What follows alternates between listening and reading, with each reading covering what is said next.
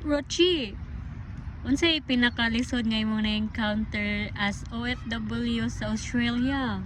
So sa ako ang 2 years nga pagstay diri kay ang pinakalisod kay ang kanang ma-homesick ka kay kuan gani kanang sa kung saon nimo og trabaho makainomdom ka kung kamusta imong pamilya kakumpara ka permi sa imong kinabuhi dito sa tua o diri, so layo ra kaayo ang culture, ang weather, ang interaction sa mga tao, so makamingaw, so usahay makainomdom ka ng anong mayari pa man ko diri na pwede man ko mo uli.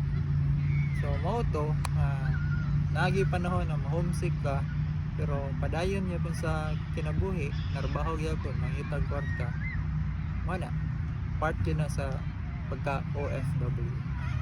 Mao na to, see you next time.